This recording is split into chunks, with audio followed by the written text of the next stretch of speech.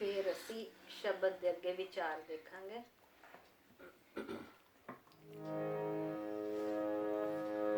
बसंत की वार महल पंजवा, एक ओंकार सतगुर प्रसाद। हर का नाम ते आई के हो हरिया पाई, करम लिखन ते पाइए ए है रुत सुहाई। मंत्र पवन मौलिया अमृत फल पाई, बिन साधु सुख उपजै। लथी सब छाई, नानक सिमरै एक नाम। फिर बोहाड़ न ताई, हर हर नाम जपंत्या कछु न कहे जमकाल। नानक मन तन सुखी होए, अंते मिले गोपाल।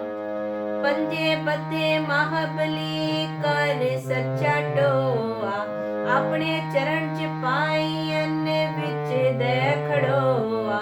रोग सोग सब मिट गए, नित नवा निरोआ। दिन रैन नाम ते आएंदा, फिर पाए न मोआ। जिस ते उपजिया नानका, सोई फिर होआ। काम क्रोध यार लोभ मोह बिनस जाए में, नानक प्रभ शरणागति कर प्रसाद गुर दे। कितों उपजे कह रहे कह माहे समावे, जी जन सब खसम के कौन कीमत पावे। कहन ध्यान सुनन नित से पग सुहावे, अगम गोचर साहेबो दूसरे लवे न लावे। सच पूरे गुर उपदेसिया, नानक सुनावे। ना मैला ना धुंधला ना भगवा ना कच, नानक लालो लाल है सच्चे रता सच। सतनाम श्री वाहेगुरु।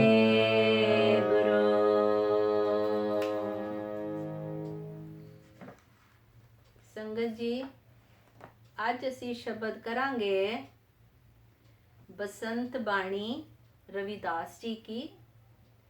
तू काए गर्भे बावली, तू काए गर्भे बावली। कि हे मनुख, हे काया, तू किस चीज ते तू गर्भ कर दिया? तू क्यों गर्भ कर दिया? क्योंकि जो मनुख गर्भ करदा है, जो ਉਹਨੂੰ ਹੰਕਾਰ ਹੁੰਦਾ ਹੈ। ਕਿਸ ਚੀਜ਼ ਦਾ ਹੰਕਾਰ ਹੁੰਦਾ ਹੈ? ਜਿਹਦਾ ਕੋ ਪੈਸਾ ਹੁੰਦਾ ਹੈ, ਉਹਨੂੰ ਆਪਣੇ ਪੈਸੇ ਦਾ ਬੜਾ ਹੰਕਾਰ ਹੁੰਦਾ ਹੈ। ਕਿਉਂਕਿ ਦੁਨੀਆ 'ਚ 3 ਹੰਕਾਰ ਹੀ ਸਾਰਿਆਂ ਨਾਲੋਂ ਵੱਡੇ ਨੇ। ਇੱਕ ਪੈਸੇ ਦਾ ਹੰਕਾਰ ਸਾਰਿਆਂ ਨਾਲੋਂ ਜ਼ਿਆਦਾ ਹੁੰਦਾ ਹੈ, ਜਿਹਦੇ ਕੋ ਜੋ ਧਨੀ ਹੋਏ। ਦੂਸਰਾ ਹੰਕਾਰ ਹੁੰਦਾ ਹੈ ਬਲ ਦਾ, ਜਿਹਦੇ ਵਿੱਚ ਸ਼ਕਤੀ ਬਹੁਤ ਜ਼ਿਆਦਾ ਹੁੰਦੀ ਹੈ। ਉਹਨੂੰ ਆਪਣੀ ਸ਼ਕਤੀ ਤੇ ਬਹੁਤ ਅਭਿਮਾਨ ਹੁੰਦਾ ਹੈ ਕਿ ਮੇਰੇ ਅੱਗੇ ਕੋਈ ਟਿਕ ਨਹੀਂ ਸਕਦਾ, ਮੇਰੇ 'ਚ ਸ਼ਕਤੀ ਬਹੁਤ ਹੈ। ਤੀਸਰਾ ਹੰਕਾਰ ਹੁੰਦਾ ਹੈ ਸੁੰਦਰਤਾ ਦਾ, ਆਪਣੇ ਸਰੀਰ ਦਾ, ਸੁੰਦਰਤਾ ਦਾ। ਕੋਈ ਬਹੁਤ ਸੋਹਣਾ ਹੁੰਦਾ ਹੈ, ਉਹਨੂੰ ਬੜਾ ਹੰਕਾਰ ਹੁੰਦਾ ਹੈ ਕਿ ਮੈਂ ਸੁੰਦਰ ਬਹੁਤ ਹਾਂ। ਤੇ ਇਹ ਜਿਹੜੇ 3 ਹੰਕਾਰ ਨੇ, ਬਾਕੀ ਹੰਕਾਰ ਵੀ ਹੋਰ ਹੁੰਦੇ ਨੇ, ਉਹ ਫਿਰ ਬਾਅਦ 'ਚ ਆਉਂਦੇ ਨੇ। ਇਹ 3 ਹੰਕਾਰ ਮਸਕੀਨ ਜੀ ਕਹਿੰਦੇ ਨੇ ਇਹ ਸਾਰਿਆਂ ਨਾਲੋਂ ਉੱਚ ਮੰਨੇ ਗਏ ਨੇ। ਤੇ ਇੱਥੇ ਰਵਿਦਾਸ ਜੀ ਕਹਿ ਰਹੇ ਨੇ, ਆਪਣੀ ਕਾਇਆ ਨੂੰ ਕਹਿ ਰਹੇ ਨੇ। ਹੁਣ ਸੰਗਤ ਜੀ, ਅਸੀਂ ਵੀ ਕਦੀ ਅਸੀਂ परमात्मा का शुकराना थोड़ी करते हैं कि हे परमात्मा ਤੁਹਾਡਾ ਬੜਾ ਸ਼ੁਕਰ ਹੈ, ਸਾਡੇ ਹੱਥ ਪੈਰ ਸਹੀ ਸਲਾਮਤ ਨੇ, ਅਸੀਂ ਦੇਖ ਸਕਦੇ ਹਾਂ, ਅਸੀਂ ਬਾਣੀ ਪੜ੍ਹ ਸਕਦੇ ਹਾਂ, ਅਸੀਂ ਤੁਰ ਫਿਰ ਸਕਦੇ ਹਾਂ। ਅਸੀਂ ਕਦੀ ਸ਼ੁਕਰਾਨਾ ਕੀਤਾ? ਅਸੀਂ ਆਪਣੇ ਇਹ ਦੇਹ ਦਾ ਕਦੀ ਸ਼ੁਕਰਾਨਾ ਹੀ ਨਹੀਂ ਕਰਦੇ ਪ੍ਰਭੂ ਨੂੰ। ਤੇ ਇੱਥੇ ਰਵਿਦਾਸ ਜੀ ਕਹਿੰਦੇ ਨੇ, ਤੂੰ ਕਾਏ ਗਰਬੇ ਬਾਵਲੀ, ਕਿ हे ਮਨੁੱਖ ਤੂੰ ਕਿੰਨਾ ਬੇਵਕੂਫ ਹੈ, ਤੂੰ ਕਿੰਨਾ ਮੂਰਖ ਹੈ ਕਿ ਤੂੰ ਆਪਣੀ ਇਸ ਦੇਹ ਤੇ ਇਸ ਸਰੀਰ ਤੇ ਤੂੰ ਮਾਣ ਕਰਦਾ ਹੈ। ਤੇ ਉਹਨੂੰ ਕਹਿ ਰਹੇ ਨੇ, ਤੂੰ ਕਿਸ ਗੱਲ ਦਾ ਮਾਣ ਕਰਦਾ, ਤੂੰ ਕਿਉਂ ਮਾਣ ਕਰਦਾ ਹੈ? ਜੈਸੇ ਭਾਦੋਂ ਖੂੰਭਰਾਜ ਤੂੰ ਤਿਸਤੇ ਖਰੀ ਉਤਾਵਲੀ। ਕਹਿੰਦੇ ਤੇਰੀ ਹੋਂਦ ਕੀ ਹੈ? ਇਹ ਸਰੀਰ ਨੂੰ ਕਹਿੰਦੇ ਨੇ, ਕਹਿੰਦੇ ਤੇਰੀ ਹੋਂਦ ਕੀ ਹੈ? ਜਿਸ ਤਰ੍ਹਾਂ ਭਾਦੋਂ ਬਰਸਾਤਾਂ ਦੇ ਵਿੱਚ ਨਾ ਅਸੀਂ ਦੇਖਦੇ ਹਾਂ ਕਿ ਛੋਟੇ ਛੋਟੇ ਮਸ਼ਰੂਮਸ ਉਗ ਜਾਂਦੇ ਨੇ ਜਗ੍ਹਾ ਜਗ੍ਹਾ ਤੇ। ਜਿਹੜਾ ਚਿੱਕੜ ਵੀ ਹੁੰਦਾ ਨਾ, ਉੱਥੇ ਵੀ ਮਸ਼ਰੂਮ ਉਗ ਜਾਂਦੇ ਨੇ, ਪੇੜਾਂ ਦੇ ਤਨਿਆਂ ਤੇ ਵੀ, ਹਰ ਇੱਕ ਜਗ੍ਹਾ ਤੇ ਛੋਟੇ ਛੋਟੇ ਨਾ ਮਸ਼ਰੂਮ ਉਗ ਜਾਂਦੇ ਨੇ। ਕਹਿੰਦੇ ਨੇ ਕਿ ਤੇਰੀ ਹੋਂਦ ਤੇ ਉਹ ਖੁੰਭ ਵਰਗੀ ਹੈ। ਬਾਣੀ 'ਚ ਇਹਦੇ ਹੋਰ ਵੀ ਬੜੇ ਪ੍ਰਮਾਣ ਆਉਂਦੇ ਨੇ ਕਿ ਇਹ ਜ਼ਿੰਦਗੀ ਕੀ ਹੈ। ਇਹ ਤੇ ਅਸੀਂ ਕਹਿੰਦੇ ਨਾ ਆਦਮੀ, ਆਦਮੀ, ਦਮ ਆਇਆ ਤੇ ਆਦਮੀ ਹੈ, ਅਗਰ ਦਮ ਨਹੀਂ ਆਇਆ ਤੇ ਆਦਮੀ ਨਹੀਂ। ਹੁਣ ਅਸੀਂ ਕਹਿੰਦੇ ਬੰਦਾ, ਬੰਦਾ, ਉਹ ਬੰਦਾ, ਬੰਦਾ ਵਰਡ ਕਿੱਥੋਂ ਬਣਿਆ? ਕਿ ਉਹ ਬੰਧਿਆ ਹੋਇਆ ਆਪਣੇ ਸਵਾਸਾਂ ਦੇ ਨਾਲ। ਸਵਾਸ ਆਇਆ ਤੇ ਮਨੁੱਖ ਹੈ, ਸਵਾਸ ਨਹੀਂ ਆਇਆ ਤੇ ਮਨੁੱਖ ਨਹੀਂ। ਤੇ ਇਸ ਲਈ ਕਾਹੇ ਗਰਬੇ, ਇਹ ਤੂੰ ਇਸ ਸਰੀਰ ਤੇ ਤੂੰ ਕਿਉਂ ਇੰਨਾ ਮਾਣ ਕਰਦਾ? ਤੇਰੀ ਹੋਂਦ ਕੀ ਹੈ? ਬਾਣੀ 'ਚ ਬੜੇ ਪ੍ਰਮਾਣ ਆਉਂਦੇ ਨੇ ਕਿ ਜੈਸੇ ਜਲ ਤੇ ਬੁੱਧ, ਕਿ ਤੇਰੀ ਹੋਂਦ ਸਿਰਫ ਇੰਨੀ ਹੈ ਕਿ ਜਿਸ ਤਰ੍ਹਾਂ 1 ਸੈਕਿੰਡ ਬੁੱਧਾ ਬਣਦਾ ਔਰ ਫੁੱਟ ਜਾਂਦਾ, ਓਨੀ ਹੋਂਦ ਹੈ, ਓਨੀ। ਇਸ ਤੋਂ ਅੱਗੇ ਕੁਝ ਨਹੀਂ ਹੈ। ਸਾਨੂੰ ਕੁਝ ਨਹੀਂ ਪਤਾ। ਹਰ ਇੱਕ ਚੀਜ਼ ਦੀ ਬੁਨਿਆਦ ਹੈ। ਅਸੀਂ ਕੋਈ ਵੀ ਚੀਜ਼ ਖਰੀਦਦੇ ਹਾਂ, ਅਸੀਂ ਕਹਿੰਦੇ ਹਾਂ ਇਹ ਕਿੰਨਾ ਚਿਰ ਹੰਡੇਗੀ। ਅਸੀਂ ਚੀਜ਼ਾਂ ਦੀ ਤੇ ਗਾਰੰਟੀ ਲੈਂਦੇ ਹਾਂ ਕਿ ਕਿੰਨੇ ਚਿਰ ਚੀਜ਼ਾਂ ਚੱਲਣਗੀਆਂ, ਪਰ ਸਾਨੂੰ ਆਪਣੀ ਗਾਰੰਟੀ ਹੈ ਕਿ ਅਸੀਂ ਇਹ ਚੀਜ਼ ਅਸੀਂ ਹੰਢਾ ਵੀ ਪਾਵਾਂਗੇ ਕਿ ਨਹੀਂ। ਤੇ ਇੱਥੇ ਅੱਗੇ ਕਹਿੰਦੇ ਨੇ, ਤੁਝੇ ਸੁਝੰਤਾ ਕਛੂ ਨਹੀਂ, ਕਿ हे ਸਰੀਰ, हे ਮਨੁੱਖ, हे ਦੇਹ, ਤੈਨੂੰ ਕੁਛ ਸੁਝਦਾ ਨਹੀਂ ਹੈ। ਤੂੰ ਆਪਣੇ ਇਹਦੇ ਤੇ ਮਾਣ ਕਰਦੀ ਪਈਆਂ ਨਾ, ਇਸ ਮਾਣ ਦੇ ਅੱਗੇ ਤੈਨੂੰ ਕੁਛ ਹੋਰ। ਕਿਉਂਕਿ ਜਦੋਂ ਹੰਕਾਰ ਇੱਥੇ ਚੜ ਜਾਂਦਾ ਹੈ ਦਿਮਾਗ ਤੇ, ਉਦੋਂ ਫਿਰ ਕੋਈ ਕਿਸੇ ਨੂੰ ਸੁੱਧ ਬੁੱਧ ਨਹੀਂ ਰਹਿੰਦੀ। ਫਿਰ ਤੇ ਉਹ ਕਹਿੰਦੇ ਮੈਂ ਹੀ ਮੈਂ ਆ। ਤੇ ਕਹਿੰਦੇ ਤੈਨੂੰ ਤੇ ਹੁਣ ਕੁਛ ਸੁਝਦਾ ਵੀ ਨਹੀਂ। ਪਹਿਰਾਵਾ ਦੇਖੇ ਉਬ ਜਾਏ। ਆ ਜਿਹੜਾ ਪਹਿਰਾਵਾ ਹੈ ਨਾ, ਜਿਹੜਾ ਆਤਮਾ ਨੇ ਇਹ ਪਹਿਰਾਵਾ ਪਾਇਆ ਹੋਇਆ ਇਹ ਸਰੀਰ ਦਾ, ਕਹਿੰਦੇ ਇਹਦੀ ਕੋਈ ਗਾਰੰਟੀ ਨਹੀਂ ਹੈ। ਇਹਦਾ ਅੱਜ ਹੈ, ਕੱਲ ਨਹੀਂ, ਅਗਲੇ ਸਵਾਸ ਦਾ ਪਤਾ ਨਹੀਂ, ਤੇ ਤੂੰ ਇਹਦੇ ਤੇ ਮਾਣ ਕਰਦੀ ਹੈ। ਗਰਭਵਤੀ ਕਾ ਨਾਹੀ ਠਾਓ। ਗਰਭ ਮੀਨਸ ਅਹੰਕਾਰ, ਕਿ ਹੰਕਾਰ ਦੀ ਤੇ ਕੋਈ ਸੀਮਾ ਹੀ ਨਹੀਂ ਹੈ, ਔਰ ਹੰਕਾਰ ਦਾ ਕੋਈ ਆਧਾਰ ਵੀ ਨਹੀਂ ਹੈ। ਅਸੀਂ ਤੇ ਕਹਿ ਦਿੰਦੇ ਹਾਂ ਨਾ, ਸੁੰਦਰਤਾ, ਸੁੰਦਰਤਾ ਅਸੀਂ ਦੇਖ ਕੇ ਲੈਂਦੇ ਹਾਂ ਕਿ ਇਹ ਬਹੁਤ ਸੋਹਣੀ ਚੀਜ਼ ਹੈ। ਅਗਰ ਅਸੀਂ ਕੱਪੜਾ ਲੈਂਦੇ ਹਾਂ, ਕਹਿੰਦੇ ਦੇਖਣ ਨੂੰ ਬੜਾ ਖੂਬਸੂਰਤ ਹੈ, ਅਗਰ ਘਰ ਜਾ ਕੇ ਉਹਨੂੰ ਪ੍ਰੈਸ ਲੱਗ ਜਾਏ ਤੇ ਉਹਦੀ ਸੁੰਦਰਤਾ ਰਹਿੰਦੀ ਹੈ। ਅਸੀਂ ਆਪਣੇ ਸਰੀਰ ਦੀ ਸੁੰਦਰਤਾ ਕਹਿੰਦੇ ਹਾਂ।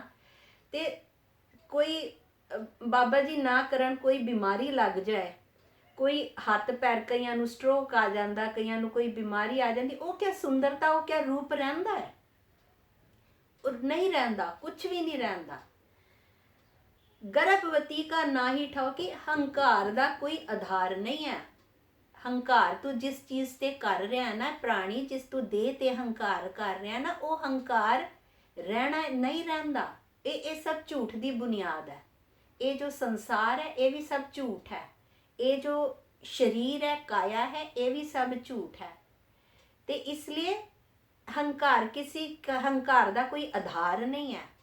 ਤੇਰੀ ਗਰਦਨ ਉੱਪਰ ਲਵੇ ਨਾ ਹੋ। ਸਾਡੀ ਗਰਦਨ ਦੇ ਉੱਪਰ ਕੀ ਹੈ? ਸਾਡਾ ਦਿਮਾਗ ਹੈ।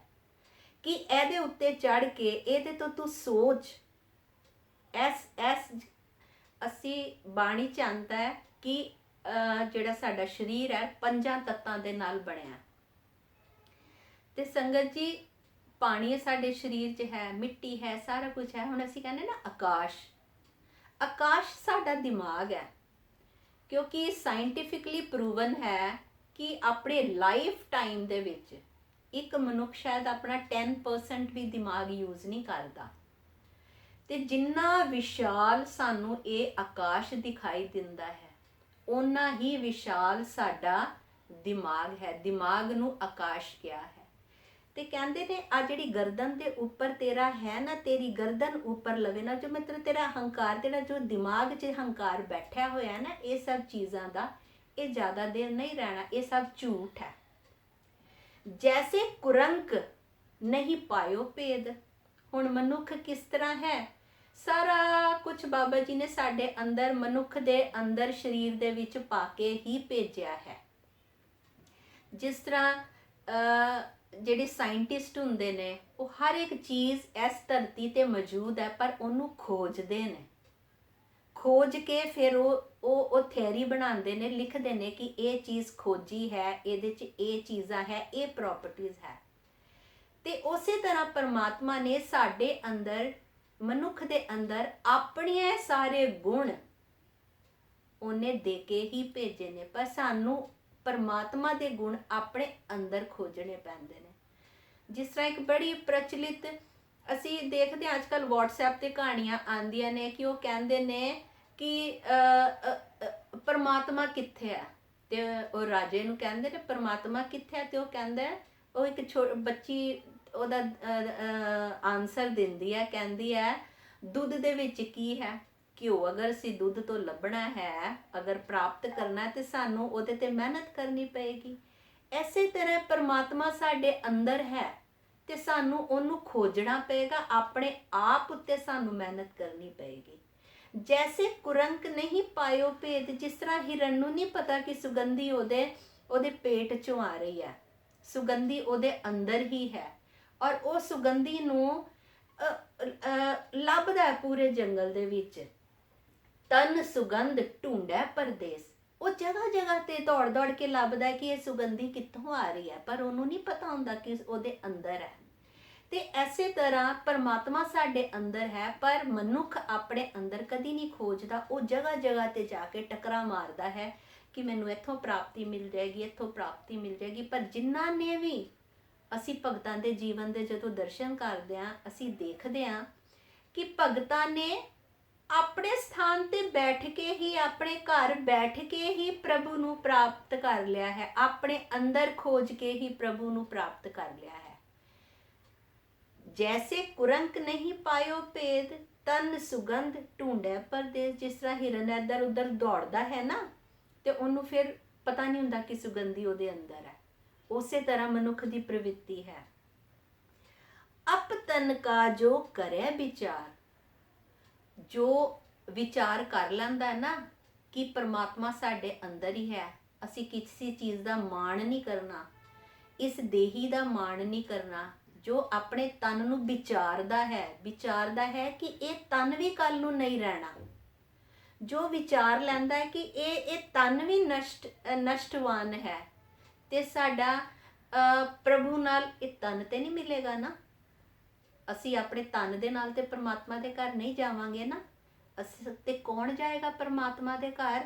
ਸਾਡੀ ਆਤਮਾ ਜਾਏਗੀ, ਉਹ ਪਰਮਾਤਮਾ ਦੇ ਨਾਲ ਮਿਲੇਗੀ। ਤੇ ਫਿਰ ਅਸੀਂ ਆਪਣੇ ਆਤਮਾ ਨੂੰ ਉੱਚਾ ਕਰਨ ਵਾਸਤੇ ਕਿ ਪਰਮਾਤਮਾ ਦੇ ਨਾਲ ਮੇਲ ਹੋਏ, ਅਸੀਂ ਨਾਮ ਸਿਮਰਨ ਕਰਦੇ ਹਾਂ, ਅਸੀਂ ਬਾਣੀ ਪੜ੍ਹਦੇ ਹਾਂ, ਤਾਂ ਕਿ ਸਾਡਾ ਤਨ ਤੇ ਇੱਥੇ ਰਹਿ ਜਾਣਾ, ਉਹ ਤੇ ਸੜ ਜਾਏਗਾ, ਪਰ ਸਾਡੇ ਕਰਮ ਪਰਮਾਤਮਾ ਦੇ ਕੋਲ ਜਾਣਗੇ। ਫਿਰ ਉਸੇ ਹਿਸਾਬ ਦੇ ਨਾਲ ਜੋ ਅਸੀਂ ਕਰਮ ਕਰਦੇ ਹਾਂ, ਉਸੇ ਹਿਸਾਬ ਦੇ ਨਾਲ ਸਾਨੂੰ ਫਿਰ ਅਗਲਾ ਜਨਮ ਮਿਲਦਾ। ਤੇ ਤਾਂ ਅਪ ਤਨ ਕਾ ਜੋ ਕਰੇ ਵਿਚਾਰ। ਜੋ ਮਨੁੱਖ ਆਪਣੇ ਤਨ ਦਾ ਵਿਚਾਰ ਕਰਦਾ ਹੈ ਕਿ ਪਰਮਾਤਮਾ ਮੇਰੇ ਅੰਦਰ ਹੈ, ਮੈਂ ਉਹਨੂੰ ਕਿਸ ਤਰ੍ਹਾਂ ਖੋਜਣਾ, ਮੈਂ ਉਹਨੂੰ ਕਿਸ ਤਰ੍ਹਾਂ ਪ੍ਰਾਪਤ ਕਰਨਾ ਹੈ, ਫਿਰ ਉਹਦਾ ਕੀ ਹੁੰਦਾ ਹੈ? ਤਿਸ ਨਹੀਂ ਜਮ ਕੰਕਰ ਕਰੇ ਖੁਆਰ। ਫਿਰ ਉਹਦਾ ਕੋਈ ਵੀ ਬਾਲ ਬਾਂਕਾ ਨਹੀਂ ਕਰ ਸਕਦਾ। ਕਿਸ ਤਰ੍ਹਾਂ ਬਾਲ ਬਾਂਕਾ ਨਹੀਂ ਕਰ ਸਕਦਾ?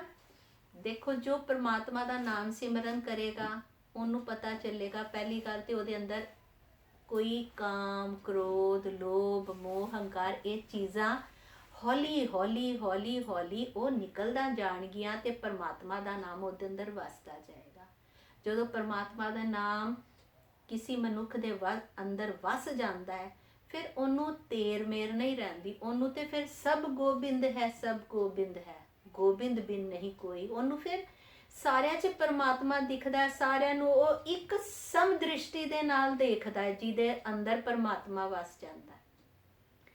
ਫਿਰ ਜਦੋਂ किसी मनुख ਨੂੰ अगर ये पता ਜਦੋਂ ਸੋਝੀ ਪੈ ਜਾਂਦੀ ਹੈ, ਗਿਆਨ ਆ ਜਾਂਦਾ ਹੈ ਕਿ ਸਾਰਿਆਂ ਦੇ ਅੰਦਰ ਪਰਮਾਤਮਾ, ਫਿਰ ਉਹ ਕਿਸੇ ਨੂੰ ਹਰਟ ਕਰਨ ਦਾ ਸੋਚਦਾ ਨਹੀਂ, ਕਿਸੇ ਨੂੰ ਉਹ ਧੋਖਾ ਦੇਣ ਦਾ ਸੋਚਦਾ ਨਹੀਂ, ਕਿਸੇ ਦੇ ਨਾਲ ਉਹ ਗਲਤ ਕਰਨ ਦਾ ਸੋਚਦਾ ਨਹੀਂ, ਫਿਰ ਉਹ ਸਾਰੇ ਅੱਛੇ ਕਰਮ ਕਰਦਾ ਹੈ। ਕਿਉਂ? ਕਿਉਂਕਿ ਉਹਨੂੰ ਪਤਾ ਚੱਲ ਜਾਂਦਾ ਹੈ ਕਿ ਮੈਂ ਪਰਮਾਤਮਾ ਦੇ ਕੋਲ ਜਾਣਾ, ਮੈਂ ਉੱਥੇ ਉਹਨੂੰ ਆਪਣੀ ਸ਼ਕਲ ਦਿਖਾਣੀ ਹੈ। ਤੇ ਫਿਰ ਉਹਦਾ ਜਮ ਕੰਕੜ ਵੀ ਉਹਦੇ ਉੱਤੇ ਫਿਰ ਜਮ ਵੀ ਉਹਨੂੰ ਕੁਛ ਨਹੀਂ ਕਹਿੰਦੇ। ਕਿਉਂ? ਕਿਉਂਕਿ ਫਿਰ ਤੇ ਉਹਨੂੰ ਜਮ ਲੈਣ ਆਣਗੇ ਨਹੀਂ, ਹੁਣ ਤੇ ਫਿਰ ਉਹਨੂੰ ਪਰਮਾਤਮਾ ਦੇ ਦੂਤ ਲੈਣ ਆਣਗੇ, ਫਿਰ ਤੇ ਉਹਨੂੰ ਅੱਛੇ ਪਾਸੇ ਜਾ ਰਿਹਾ ਹੋ। ਪੁੱਤਰ ਕਲਤਰ ਕਾ ਕਰੇ ਅਹੰਕਾਰ।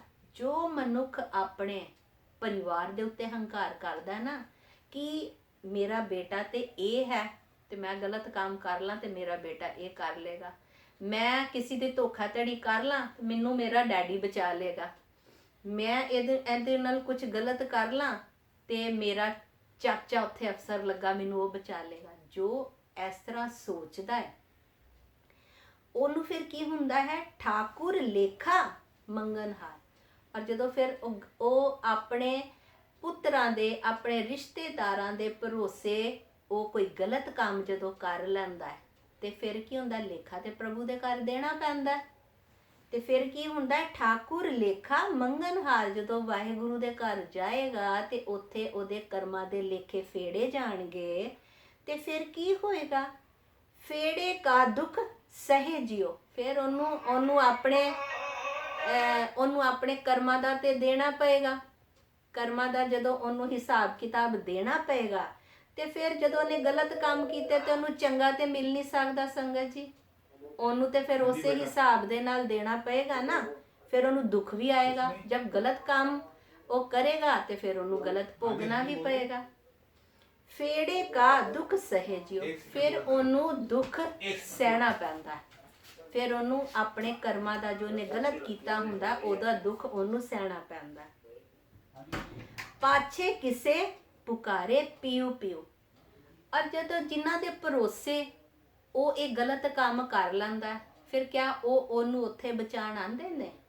ਇੱਥੇ ਤੇ ਬਚਾ ਲੈਂਦੇ ਨੇ, ਪਰ ਪਰਮਾਤਮਾ ਦੇ ਘਰ 'ਚ ਕੋਈ ਕਿਸੇ ਨੂੰ ਬਚਾ ਨਹੀਂ ਪਾਉਂਦਾ, ਸਾਰਿਆਂ ਨੂੰ ਆਪਣੇ ਕਰਮਾਂ ਦਾ ਲੇਖਾ ਦੇਣਾ ਪੈਂਦਾ।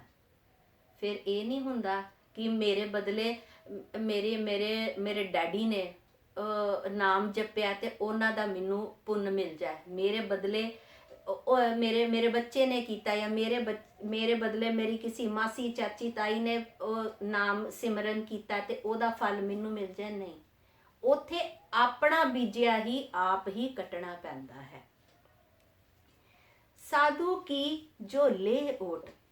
ਕਹਿੰਦੇ ਨੇ ਹੇ ਮਨੁੱਖ, ਜੇ ਤੂੰ ਸਾਧੂ ਦੀ ਓਟ ਲੱਲੇਗਾ ਨਾ, ਜੇ ਤੂੰ ਗੁਰੂ ਦੀ ਆਸਰਾ ਲੱਲੇਗਾ, ਗੁਰੂ ਦਾ ਓਟ ਆਸਰਾ ਲੈ ਲੇਗਾ ਤੇ ਫਿਰ ਕੀ ਹੋਏਗਾ? ਤੇਰੇ ਮਿਟੇ ਪਾਪ ਸਭ ਕੋਟ ਕੋਟ। ਤੇਰੇ ਫਿਰ ਸਾਰੇ ਕੀਤੇ ਪਾਪ ਨਾ ਉਹ ਫਿਰ ਨਸ਼ਟ ਹੋ ਜਾਣਗੇ। ਕਹਿ ਰਵਿਦਾਸ ਜੋ ਜਪੈ ਨਾਮ। ਔਰ ਰਵਿਦਾਸ ਜੀ ਕੀ ਕਹਿੰਦੇ ਨੇ? ਕਹਿੰਦੇ ਨੇ ਜੋ ਮਨੁੱਖ ਨਾਮ ਜਪਦਾ ਤੇ ਫਿਰ ਕੀ ਹੁੰਦਾ ਹੈ? ਤਿਸ ਜਾਤ ਨਾ ਜਨਮ ਨਾ ਜੋਨ ਕਾਮ। ਉਹਦੀ ਫਿਰ ਕੋਈ ਜੋ ਪਰਮਾਤਮਾ ਦਾ ਨਾਮ ਲੈਂਦਾ ਨਾ ਫਿਰ ਉਹਦੀ ਕੋਈ ਜਾਤੀ ਨਹੀਂ ਰਹਿੰਦੀ, ਉਹਦਾ ਕੋਈ ਕੁਲ ਨਹੀਂ ਰਹਿੰਦਾ। ਉਹ ਨਹੀਂ ਦੇਖਦੇ ਭਗਤ ਜੋ ਜਿਹਨੇ ਭਗਤੀ ਕਰਨੀ ਹੁੰਦੀ ਹੈ, ਇਹ ਨਹੀਂ ਹੁੰਦਾ ਕਿ ਪੰਡਤ ਦੇ ਘਰ ਪੈਦਾ ਹੋਇਆ ਤੇ ਉਹੀ ਭਗਤੀ ਕਰ ਸਕਦਾ। ਜਿਹੜਾ ਭਗਤ ਹੈ, ਭਗਤ ਕੋਈ ਵੀ ਜਾਤੀ ਦਾ ਹੋ ਸਕਦਾ, ਕੋਈ ਵੀ ਕੁਲ ਦਾ ਹੋ ਸਕਦਾ ਹੈ, ਉਹਦਾ ਫਿਰ ਕੋਈ ਜਾਤੀ ਕੋਈ ਕੁਲ ਨਹੀਂ ਰਹਿੰਦਾ। ਔਰ ਫਿਰ ਕੀ ਹੁੰਦਾ? ਉਹ ਫਿਰ ਦੁਨੀਆ 'ਚ ਵੀ ਨਹੀਂ ਆਉਂਦਾ ਜੋ ਪ੍ਰਭੂ ਦਾ ਆਸਰਾ ਲੈਂਦਾ ਹੈ। ਹੁਣ ਸੰਗਤ ਜੀ, ਪ੍ਰਭੂ ਦਾ ਆਸਰਾ ਲੈਣਾ ਕਿ ਇਹਦਾ ਮਤਲਬ ਕੀ ਹੁੰਦਾ ਹੈ ਕਿ ਜੇ ਵਾਹਿਗੁਰੂ ਦੀ ਜੋ ਸ਼ਰਨ 'ਚ ਜਾਂਦਾ ਹੈ, ਇਹ ਨਹੀਂ ਕਿ ਅਸੀਂ ਵਾਹਿਗੁਰੂ ਦੀ ਸ਼ਰਨ 'ਚ ਅਗਰ ਅਸੀਂ ਰੋਜ਼ ਗੁਰਦੁਆਰੇ ਜਾਂਦੇ ਹਾਂ ਤੇ ਮੱਥਾ ਟੇਕਦੇ ਹਾਂ ਜਾਂ ਪਾਠ ਕਰਦੇ ਹਾਂ ਤੇ ਸਾਨੂੰ ਉਹਦੇ ਨਾਲ ਸਾਡੇ ਸਾਰੇ ਦੁੱਖ ਕੱਟੇ ਜਾਣਗੇ। ਸਿਰਫ ਕਰਨ ਦੇ ਨਾਲ, ਪਾਠ ਪੜ੍ਹਨ ਦੇ ਨਾਲ ਨਹੀਂ, ਪਾਠ ਆਪਣੇ ਜੀਵਨ ਦੇ ਵਿੱਚ ਧਾਰਨ ਦੇ ਨਾਲ ਪਾਪ ਕੱਟੇ ਜਾਂਦੇ ਨੇ। ਜਿਸ ਤਰ੍ਹਾਂ ਕਿ ਅਸੀਂ ਕਰ ਰਹੇ ਸੀ ਸੁਥਰੇ ਸ਼ਾਹ ਦੀ ਅਸੀਂ ਜੀਵਨੀ ਦੇਖ ਰਹੇ ਸੀ, ਉਹਨਾਂ ਦੇ ਅਸੀਂ ਜੀਵਨ ਦੇ ਦਰਸ਼ਨ ਕਰ ਰਹੇ ਸੀ। ਸੁਥਰੇ ਸ਼ਾਹ ਮਜ਼ਾਕ ਤੇ ਬਹੁਤ ਕਰਦੇ ਸੀ, ਪਰ ਉਹ ਐਨੇ ਜਦੋਂ ਗੁਰੂ ਹਰਗੋਬਿੰਦ ਪਾਤਸ਼ਾਹ ਜੀ ਨੂੰ ਉਹ ਮਿਲੇ ਤੇ ਉਦੋਂ ਉਹਨਾਂ ਪਾਤਸ਼ਾਹ ਦੀ ਦੇਖ ਰੇਖ 'ਚ ਵੱਡੇ ਹੋਏ ਸੀ, ਜਿਹਦੇ ਵਿੱਚ ਪਾਤਸ਼ਾਹ ਨੇ ਉਹਨਾਂ ਨੂੰ ਸਿਮਰਨ ਦੀ ਵਿਧੀ, ਮਤਲਬ ਸਿਮਰਨ ਕਿੱਦਾਂ ਕਰੀਦਾ, ਸੇਵਾ ਕਿੱਦਾਂ ਕਰੀਦੀ ਆ, ਕੀਰਤਨ ਉਹਨਾਂ ਨੂੰ ਸਿਖਾਇਆ, ਕਥਾ ਉਹਨਾਂ ਨੂੰ ਸਿਖਾਈ। ਤੇ ਉਹਨਾਂ ਦੀ ਅਵਸਥਾ, ਇਹ ਸਿਮਰਨ ਬੰਦਗੀ ਕਰਦੇ ਕਰਦੇ ਉਹਨਾਂ ਦੀ ਅਵਸਥਾ ਇੰਨੀ ਉੱਚੀ ਹੋ ਗਈ ਸੀ ਕਿ ਉਹਨਾਂ ਨੂੰ ਬ੍ਰਹਮ ਗਿਆਨ ਦੀ ਪ੍ਰਾਪਤੀ ਹੋ ਗਈ ਸੀ। ਔਰ ਉਹ ਬੇਸ਼ੱਕ ਮਜ਼ਾਕ ਕਰਦੇ ਸੀ, ਪਰ ਉਹਨਾਂ ਨੇ ਆਪਣੇ ਜੀਵਨ 'ਚ ਸ਼ਬਦ ਧਾਰਨ ਕੀਤਾ ਸੀ। ਔਰ ਉਹ ਸੁਥਰੇ ਸ਼ਾਹ ਜੀ, ਉਹ 5 ਗੁਰੂ ਸਾਹਿਬਾਂ, ਉਹ ਗੁਰੂ ਹਰਗੋਬਿੰਦ ਸਾਹਿਬ ਜੀ ਤੋਂ ਲੈ ਕੇ ਗੁਰੂ ਗੋਬਿੰਦ ਸਿੰਘ ਪਾਤਸ਼ਾਹ ਜੀ ਤੱਕ ਉਹਨਾਂ ਨੇ ਸੇਵਾ ਕੀਤੀ ਹੈ। ਉਹਨਾਂ ਨੇ ਸਾਰੇ ਗੁਰੂਆਂ ਦੇ ਨਾਲ ਉਹਨਾਂ ਦੀ ਸੇਵਾ ਕੀਤੀ, ਤੇ ਉਹਨਾਂ ਦੀ ਅਵਸਥਾ ਕਿੰਨੀ ਉੱਚੀ ਹੋਏਗੀ, ਕਿੰਨੇ ਭਾਗਵਾਨ ਹੋਣਗੇ ਉਹ ਕਿ ਉਹਨਾਂ ਨੇ ਪਾਤਸ਼ਾਹ ਦੇ 5 ਪਾਤਸ਼ਾਹੀਆਂ ਦੇ ਦਰਸ਼ਨ ਕੀਤੇ, ਉਹਨਾਂ ਦੀ ਸੇਵਾ ਕੀਤੀ। ਔਰ ਇਹ ਕੋਈ ਐਦਾਂ ਨਹੀਂ, ਦੇਖੋ ਉਹਨਾਂ ਦੇ ਲੇਖ ਅਸੀਂ ਆ ਪੜ੍ਹਦੇ ਆ ਨਾ, ਇਹਦੇ 'ਚ ਕਰਮ ਲਿਖਣ ਤੇ ਪਾਈ ਹੈ ਇਹ ਰੁੱਤ ਸੁਹਾਈ। ਅਸੀਂ ਅੱਜ ਇਹਦੇ 'ਚ ਪੜ੍ਹਦੇ ਆ, ਹਰ ਕਾ ਨਾਮ ਧਿਆਏ ਕੇ ਹੋ ਹਰਿਆ ਪਾਈ, ਕਰਮ ਲਿਖਣ ਤੇ ਪਾਈਏ ਇਹ ਰੁੱਤ, ਮਤਲਬ ਕਿ ਕਰਮਾਂ 'ਚ ਲਿਖਿਆ ਹੁੰਦਾ ਹੈ। ਕਿੱਥੇ ਉਹਦੇ ਆਪਣੇ ਮਾਤਾ ਪਿਤਾ ਨੇ ਉਹਨਾਂ ਨੂੰ ਸੁੱਟ ਦਿੱਤਾ ਸੀ, ਔਰ ਕਿੱਥੇ ਉਹਨਾਂ ਦੇ ਕਰਮ ਲਿਖੇ ਹੋਏ ਸੀ ਕਿ ਉਹ ਪਾਤਸ਼ਾਹ ਦੀ ਨਿਗਰਾਨੀ 'ਚ ਵੱਡੇ ਹੋਣਗੇ, ਉਹ ਬ੍ਰਹਮ ਗਿਆਨੀ ਹੋਣਗੇ, ਉਹ ਬ੍ਰਹਮ ਗਿਆਨ ਪ੍ਰਾਪਤ ਕਰਨਗੇ। ਤੇ ਉਹੀ ਉਹਨਾਂ ਨੂੰ ਉਹਨਾਂ ਦੇ ਕਰਮਾਂ ਦੇ ਹਿਸਾਬ ਦੇ ਨਾਲ ਉਹਨਾਂ ਦੇ ਮਾਂ-ਬਾਪ ਨੇ ਸੁੱਟਿਆ, ਪਾਤਸ਼ਾਹ ਜੀ ਦੀ ਗੋਦ ਵਿੱਚ ਆਏ ਤੇ ਉੱਥੇ ਉਹਨਾਂ ਨੇ ਕੀ ਨਹੀਂ ਪ੍ਰਾਪਤ ਕੀਤਾ। ਹੱਸ ਹੱਸ ਕੇ ਉਹ ਦੂਜਿਆਂ ਨੂੰ ਇੰਨੀ ਉਹ ਦੇ ਦਿੰਦੇ ਹੁੰਦੇ ਸੀ ਸਿੱਖਿਆ ਕਿ ਉਹ ਜਦੋਂ ਸੇਵਾ ਬੰਦਗੀ ਕਰਦੇ, ਸੇਵਾ ਸਿਮਰਨ ਕਰਦੇ, ਉਦੋਂ ਮਨ ਲਗਾ ਕੇ ਸੇਵਾ ਸਿਮਰਨ ਕਰਦੇ। ਔਰ ਉਹ ਪਾਤਸ਼ਾਹ ਜੀ ਦਾ ਉਹ ਮਨੋਰੰਜਨ ਵੀ ਬੜਾ ਕਰਦੇ ਹੁੰਦੇ ਸੀ, ਉਹਨਾਂ ਨੂੰ ਹਸਾਇਆ ਵੀ ਬੜਾ ਕਰਦੇ ਸੀ।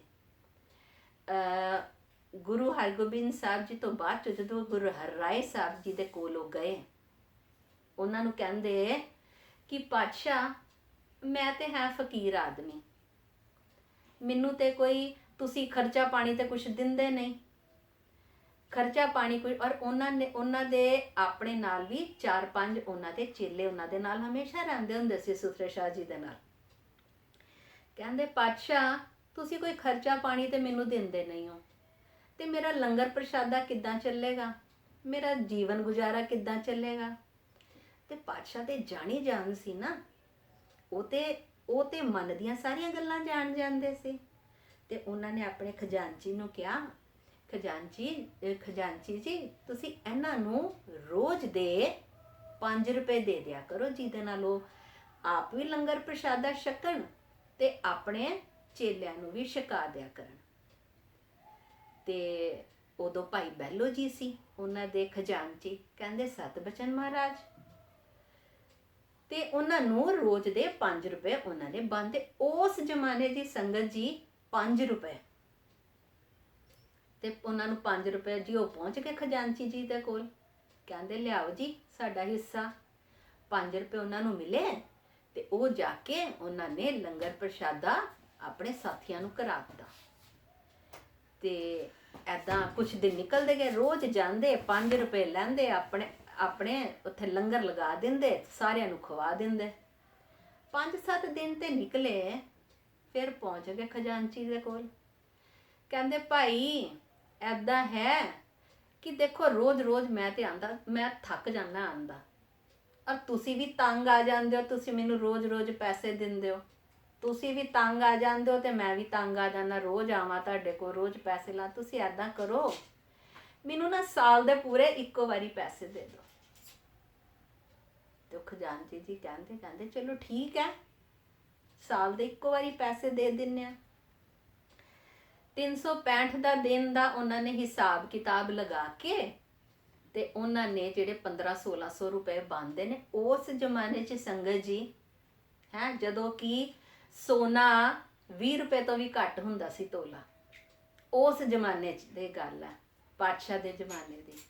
ਤੇ ਕਹਿੰਦੇ ਚਲੋ ਜੀ, ਉਹਨਾਂ ਨੂੰ 1500-1600 ਰੁਪਏ ਜਿੰਨਾ ਉਹਨਾਂ ਦਾ ਸਾਲ ਦਾ ਬਣਦਾ ਸੀ ਦੇ ਦਿੱਤਾ। ਤੇ ਸੁਥਰੇ ਸ਼ਾਹ ਜੀ ਗਏ ਭਾਈ ਸੁਥਰਾ ਜੀ ਗਏ, ਜਾ ਕੇ ਇੰਨਾ ਸਾਰਾ ਰਾਸ਼ਨ ਲੈ ਆਂਦਾ, ਦਾਲ ਆਟਾ ਘਿਓ ਸਭ ਕੁਛ ਲੈ ਆਂਦਾ ਔਰ ਲਗਾ ਦਿੱਤਾ ਜੀ ਖੁੱਲਾ ਲੰਗਰ ਲਗਾਤਾ, ਸਾਰਿਆਂ ਨੂੰ ਬੁਲਾ ਕੇ ਲੰਗਰ ਛਕਾ ਦਿੱਤਾ। ਲੰਗਰ ਪਾਣੀ ਹੋ ਗਿਆ। ਅਗਲੇ ਦਿਨ ਫਿਰ ਆ ਗਏ ਖਜ਼ਾਨਚੀ ਜੀ ਦੇ ਕੋਲ, ਆ ਕੇ ਭਾਈ ਫੌਜਾਂ ਆ ਗਈਆਂ ਨੇ, ਸਾਡਾ ਹਿੱਸਾ ਦੋ। ਉਹ ਕਹਿੰਦੇ ਹਾਲੀ ਤੁਸੀਂ ਕੱਲ ਤੇ ਸਾਲ ਦਾ ਪੂਰਾ ਇਕੱਠਾ ਲੈ ਕੇ ਗਏ ਹੋ, ਤੇ ਹੁਣ ਤੇ ਤੁਹਾਨੂੰ ਅੱਜ ਤੇ ਮਿਲਣਾ ਨਹੀਂ, ਹੁਣ ਤੇ ਤੁਹਾਨੂੰ ਸਾਲ ਬਾਅਦ ਮਿਲੇਗਾ। ਤੇ ਸੁਥਰੇ ਸ਼ਾਹ ਜੀ ਕਹਿੰਦੇ ਲੈ, ਮੇਰੇ ਤੇ ਗੁਰੂ ਦਾ ਹੁਕਮ ਹੈ ਕਿ ਤੈਨੂੰ ਰੋਜ਼ ਪੈਸੇ ਮਿਲਣਗੇ। ਕੱਲ ਤੁਸੀਂ ਦੇਤੇ ਨੇ, ਅੱਜ ਤੁਸੀਂ ਹੁਣ ਫੇਰ ਦੇਵੋ, ਤੇ ਤੁਸੀਂ ਮੈਨੂੰ ਉਹ ਲੈ ਕੇ ਦਿਓ, ਮੈਨੂੰ ਤੇ ਦਿਓ ਪੈਸੇ।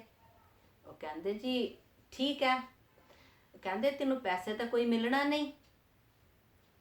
ਤੇ ਕਹਿੰਦੇ ਕਿੱਦਾਂ ਨਹੀਂ ਮਿਲਣਾ? ਉਹ ਕਹਿੰਦੇ ਨਹੀਂ, ਹੁਣ ਅਗਲੇ ਸਾਲ ਹੀ ਮਿਲੇਗਾ। ਤੇ ਜੋ ਚਲੇ ਜਾਂਦੇ ਨੇ, ਜਾ ਕੇ ਉੱਥੇ ਉਹ ਇੱਕ ਫੂੜੀ ਜੀ ਲੈ ਆਉਂਦੇ ਨੇ। ਉਹ ਹੁੰਦੀ ਹੈ ਸੰਗਤ ਜੀ, ਜਦੋਂ ਪੁਰਾਣੇ ਜ਼ਮਾਨੇ ਦੇ ਵਿੱਚ ਕੋਈ ਜਦੋਂ ਅਕਾਲ ਚਲਾਣਾ ਕਰ ਜਾਂਦਾ ਸੀ ਤੇ ਮਕਾਨ ਤੇ ਬੈਠਦੇ ਸੀ, ਜਦੋਂ ਸਾਰੇ ਜਾਣੇ ਸ਼ੌਕ ਵਾਸਤੇ ਬੈਠਦੇ ਸੀ, ਤੇ ਉਹ ਨੀਚੇ ਵਿਛਾ ਕੇ, ਅੱਜ ਕੱਲ੍ਹ ਤੇ ਦਰੀਆਂ ਵਿਛਾ ਕੇ ਬੈਠਦੇ ਨੇ, ਜਾਂ ਕੁਝ ਅੱਜ ਕੱਲ੍ਹ ਤੇ ਦਰੀਆਂ ਵੀ ਨਹੀਂ ਵਿਛਦੀਆਂ, ਸਭ ਕੁਰਸੀਆਂ ਤੇ ਹੀ ਬੈਠਦੇ ਨੇ। ਤੇ ਉਦੋਂ ਉਹ ਫੂੜ ਦੇ ਉੱਤੇ ਬੈਠਦੇ ਹੁੰਦੇ ਸੀ। ਆ ਕੇ ਦਰਬਾਰ ਦੇ ਬਾਹਰ ਜੀ ਬੈਠ ਗਏ, ਉਹ ਤੇ ਫੂੜੀ ਤੇ ਬੈਠ ਗਏ। ਤੇ ਜਿਹੜਾ ਵੀ ਕੋਈ ਆ ਕੇ ਉੱਥੇ ਪੁੱਛੇ, ਕਹਿੰਦੇ ਇਹ ਕੀ ਹੈ ਭਾਈ? ਤੇ ਕਹਿੰਦੇ ਗੁਰੂ ਜੀ ਮਰ ਗਏ ਨੇ। ਹੈ ਜਿਹੜਾ ਪੁੱਛੇ, ਹਾਂ ਉਹ ਕਹਿਣ ਬਈ ਸੁਥਰੇ ਜੀ ਆ ਕੀ ਕਿੱਦਾਂ ਇੱਥੇ ਕਿਉਂ ਬੈਠੇ ਹੋ? ਕਿਉਂਕਿ ਉਦੋਂ ਕੋਈ ਜਦੋਂ ਕਿਸੇ ਦੀ ਮੌਤ ਹੋ ਜਾਂਦੀ ਸੀ ਉਦੋਂ ਬੈਠਦੇ ਸੀ। ਕਹਿੰਦੇ ਮਰ ਗਏ ਨੇ ਗੁਰੂ ਸਾਹਿਬ, ਇਸ ਲਈ ਮੈਂ ਤੇ ਮਕਾਨ ਤੇ ਬੈਠਾ। ਤੇ ਕਹਿੰਦੇ ਕਿਉਂ ਐਦਾਂ ਕਿਉਂ? ਕਹਿੰਦੇ ਲੈ, ਮੈਨੂੰ ਉਹਨਾਂ ਨੇ ਜ਼ੁਬਾਨ ਕੀਤੀ ਸੀ ਕਿ ਤੈਨੂੰ ਰੋਜ਼ ਖਰਚਾ ਮਿਲਿਆ ਕਰੇਗਾ, ਹੁਣ ਖਰਚਾ ਦੇਣ ਤੋਂ ਉਹ ਮਨਾ ਕਰਦੇ ਨੇ। ਗੁਰੂ ਸਾਹਿਬ ਮਰ ਗਏ ਨੇ। ਸਾਰੇ ਸਿੱਖਾਂ ਨੂੰ ਬੜਾ ਗੁੱਸਾ ਆਇਆ ਕਿ ਗੁਰੂ ਸਾਹਿਬਾਨ ਵਾਸਤੇ ਐਦਾਂ ਦੇ ਸ਼ਬਦ ਬੋਲ ਰਹੇ ਨੇ ਹੈ। ਸਾਰਿਆਂ ਨੇ ਮਿਲ ਕੇ ਉਹਨਾਂ ਨੂੰ ਕੁੱਟਿਆ, ਉਹਨਾਂ ਨੂੰ ਮਾਰ ਮੁਰ ਕੇ ਉਹਨਾਂ ਨੂੰ ਕੱਢ ਦਿੱਤਾ। ਕਹਿੰਦੇ ਗੁਰੂ ਸਾਹਿਬਾਨ ਵਾਸਤੇ ਐਦਾਂ ਦੇ ਕਬੋਲ ਤੁਸੀਂ ਬੋਲਦੇ ਹੋ, ਤੇ ਹੁਣ ਖਬਰਦਾਰ ਤੁਸੀਂ ਇੱਥੇ ਅਗਰ ਪੈਰ ਰੱਖਿਆ ਤੇ ਤੁਹਾਨੂੰ ਹੁਣ ਵੜਨ ਨਹੀਂ ਦੇਣਾ। ਚਲੇ ਗਏ ਅੰਮ੍ਰਿਤਸਰ ਵੱਲ ਚਲੇ ਗਏ। ਉੱਥੇ ਜੀ ਦਰਸ਼ਨ ਕਰਦੇ ਰਹੇ, ਗੁਰਦੁਆਰਿਆਂ ਦੇ ਭਗਤੀ ਕਰਦੇ ਰਹੇ, ਆਪਣੇ ਨਾਮ ਬਾਣੀ ਸਿਮਰਨ ਕਰਦੇ ਰਹੇ। 4-6 ਮਹੀਨੇ ਨਿਕਲ ਗਏ, ਫਿਰ ਆ ਗਏ ਵਾਪਸ। ਔਰ ਪਿੱਛੋਂ ਜਦੋਂ ਬਾਬਾ ਜੀ ਤੇ ਜਾਣੀ ਜਾਣ ਸੀ, ਤੇ ਸਿੱਖਾਂ ਨੇ ਉਹਨਾਂ ਨੂੰ ਕਿਹਾ ਕਿ ਪਾਤਸ਼ਾਹ ਉਹਨਾਂ ਨੂੰ ਕੱਢ ਦਿੱਤਾ ਹੈ ਕਿਉਂਕਿ ਤੁਹਾਡੇ ਬਾਰੇ ਐਦਾਂ ਕਬੋਲ ਬੋਲ ਰਹੇ ਸੀ। ਪਾਤਸ਼ਾਹ ਮੁਸਕਰਾਏ, ਪਰ ਉਹਨਾਂ ਨੇ ਕੁਝ ਨਹੀਂ ਕਿਹਾ। ਪਾਤਸ਼ਾਹ ਤੇ ਜਾਣੀ ਜਾਣ ਸੀ। 4-6 ਮਹੀਨੇ ਨਿਕਲੇ, ਆ ਗਏ ਵਾਪਸ। ਆ ਕੇ ਕਹਿੰਦੇ ਬਾਹਰ ਪਹਿਰੇਦਾਰਿਆਂ ਨੂੰ ਜਲਦੀ ਆਏ, ਜਲਦੀ ਮੈਨੂੰ ਅੰਦਰ ਜਾਣ ਦਿਓ। ਤੇ ਪਹਿਰੇਦਾਰ ਕਹਿੰਦੇ ਜੀ ਤੁਹਾਨੂੰ ਅੰਦਰ ਜਾਣ ਨਹੀਂ ਦੇਣਾ, ਕਿਉਂਕਿ ਸਾਨੂੰ ਹੁਕਮ ਹੈ ਤੁਹਾਨੂੰ ਇੱਥੇ ਅੰਦਰ ਅਸੀਂ ਵੜਨ ਨਹੀਂ ਦੇਣਾ। ਕਹਿੰਦੇ ਲੈ, ਕਿੱਦਾਂ ਨਹੀਂ ਤੁਸੀਂ ਮੈਨੂੰ ਵੜਨ ਦਿਓਗੇ? ਪਿਓ ਪੁੱਤਰ ਦੀ ਗੱਲ ਹੈ, ਪਿਓ ਪੁੱਤਰ ਦੀਆਂ ਕਈ ਗੱਲਾਂ ਹੋ ਜਾਂਦੀਆਂ ਨੇ, ਪਿਓ ਪੁੱਤਰ ਦਾ ਕਿ ਰਿਸ਼ਤਾ ਥੋੜੀ ਟੁੱਟ ਜਾਂਦਾ ਹੈ, ਮੈਨੂੰ ਅੰਦਰ ਜਾਣ ਦਿਓ ਦਰਸ਼ਨਾਂ ਵਾਸਤੇ। ਕਹਿੰਦੇ ਨਹੀਂ ਨਹੀਂ, ਤੁਹਾਨੂੰ ਅਸੀਂ ਅੰਦਰ ਨਹੀਂ ਜਾਣ ਦੇਣਾ, ਸਾਨੂੰ ਤੇ ਸਖਤ ਹੁਕਮ ਹੈ, ਤੁਹਾਨੂੰ ਅੰਦਰ ਨਹੀਂ ਜਾਣ ਦੇਣਾ। ਕਹਿੰਦੇ ਲੈ ਕਿੱਦਾਂ ਨਹੀਂ ਜਾਣ ਦੋਗੇ? ਪਿਓ ਪੁੱਤਰ ਦੀ ਲੜਾਈ ਹੁੰਦੀ ਹੈ, ਮਾਂ-ਬਾਪ ਨਾਲ ਬੱਚੇ ਲੜ ਕੇ ਚਲੇ ਜਾਂਦੇ ਨੇ, ਪਰ ਜਦੋਂ ਭੁੱਖ ਲੱਗਦੀ ਤਾਂ ਬੱਚੇ ਘਰ ਹੀ ਵਾਪਸ ਆਉਂਦੇ ਨੇ ਨਾ, ਆਪਣੇ ਮਾਪਿਓ ਕੋਈ ਵਾਪਸ ਆਉਂਦੇ ਨੇ ਨਾ। ਮੈਨੂੰ ਅੰਦਰ ਜਾਣ ਦਿਓ ਦਰਸ਼ਨਾਂ ਵਾਸਤੇ। ਖਹਿੜੇ ਪੈ ਜਾਂਦੇ ਨੇ।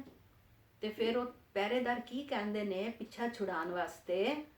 ਕਹਿੰਦੇ ਨਹੀਂ, ਗੁਰੂ ਸਾਹਿਬਾਨ ਨੇ ਕਿਹਾ ਹੈ ਕਿ ਜਿਹੜੀ ਵੀ ਸੰਗਤ ਆਂਦੀ ਹੈ ਭੇਟਾ ਲੈ ਕੇ ਆਂਦੀ ਹੈ, ਤੇ ਸੁਥਰੇ ਭਾਈ ਸੁਥਰਾ ਤੇ ਅੱਜ ਤੱਕ ਕਦੀ ਕੋਈ ਭੇਟਾ ਲੈ ਕੇ ਆਏ ਨਹੀਂ, ਤੇ ਇਸ ਲਈ ਉਹ ਜਦੋਂ ਤੱਕ ਭੇਟਾ ਨਹੀਂ ਲੈ ਕੇ ਆਣਗੇ ਉਹਨਾਂ ਨੂੰ ਅੰਦਰ ਨਹੀਂ ਆਉਣ ਦੇਣਾ। ਸਾਰਿਆਂ ਨੂੰ ਪਤਾ ਸੀ ਕਿ ਆਪਣੇ ਕੋਲ ਪੈਸਾ ਧੇਲਾ ਤੇ ਰੱਖਦੇ ਹੀ ਨਹੀਂ, ਜੋ ਵੀ ਕੁਝ ਹੁੰਦਾ ਇਹ ਸਾਰਿਆਂ ਨੂੰ ਲੰਗਰ ਪਾਣੀ ਛਕਾ ਦਿੰਦੇ ਨੇ। ਹੁਣ ਉਹਨਾਂ ਨੂੰ ਚਿੰਤਾ ਪੈ ਗਈ। ਕਹਿੰਦੇ ਕੋਈ ਗੱਲ ਨਹੀਂ, ਕੋਈ ਗੱਲ ਨਹੀਂ, ਭੇਟਾ ਵੀ ਆ ਜਾਏਗੀ, ਦੇ ਦਿਆਂਗੇ ਭੇਟਾ ਵੀ, ਹੈ ਲੈ ਜਾਂਦੇ ਆ, ਕਰ ਲੈਂਦੇ ਆ, ਭੇਟਾ ਵੀ ਲੈ ਕੇ ਆਣਾ ਮੈਂ। ਚਲੇ ਜਾਂਦੇ ਨੇ, ਜਾਂਦੇ ਨੇ। ਹੁਣ ਭੇਟਾ ਕਿੱਥੋਂ ਲਿਆਣੀਆਂ? ਚਲੇ ਜਾਂਦੇ ਨੇ ਜੰਗਲ ਵੱਲ, ਵੱਡੀਆਂ ਵੱਡੀਆਂ 2 ਬੋਰੀਆਂ ਲੈ ਲੈਂਦੇ ਨੇ।